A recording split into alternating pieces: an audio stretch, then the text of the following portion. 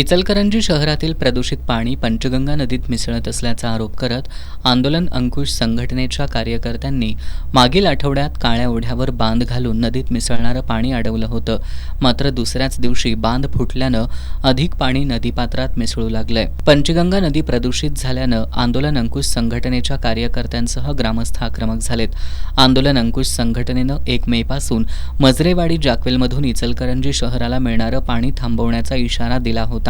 या पार्श्वभूमीवर नागरिकांचा उद्रेक होऊ नये यासाठी महापौर उदय धातुंडे, आयुक्त पल्लवी पाटील यांच्या पुढाकारातून इचलकरंजी महानगरपालिकेत आज महापालिका प्रशासन, प्रदूषण नियंत्रण मंडळ आणि आंदोलनकर्ते यांच्यात संयुक्त बैठक झाली. या बैठकीत सुरुवातीला आंदोलकांनी आपली भूमिका स्पष्ट केली. पंचगंगेच्या प्रदूषित पाण्यामुळे नदीकाठच्या गावातील नागरिकांना कॅन्सरसारखा धोका उद्भवू लागलाय.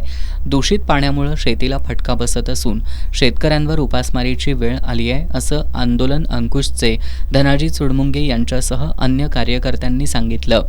इचलकरंजी महानगरपालिकेच्या वतीनं महापौर उदय धातुंडे यांनी आपली भूमिका मांडताना इचलकरंजी शहराबरोबरच इतरही अनेक घटक पंचगंगा नदी प्रदूषणाला कारणीभूत असल्यानं आंदोलकांनी शहरवासियांना वेठीला धरू नये असं आवाहन केलं.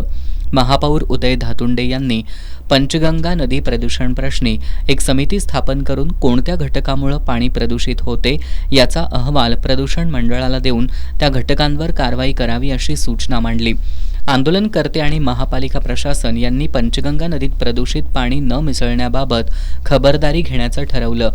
त्याचबरोबर कोल्हापूर आणि इतर औद्योगिक वसाहतीतून नदीत मिसळणाऱ्या प्रदूषित पाण्याबाबत जिल्हाधिकाऱ्यांकडे तक्रार करून पंचगंगा प्रदूषण मुक्त होण्यासाठी सर्वांनी एकत्रित प्रयत्न करूया असा निर्णय या बैठकीत घेण्यात आला. बैठकीला उपमहापौर अनिल डाळ्या, इचलकरंजी महापालिकेचे विषय समिती सभापती, गटनेते, नगरसेवक, आंदोलक, संघटनांचे पदाधिकारी, प्रमुख कार्यकर्ते आणि नागरिक उपस्थित होते.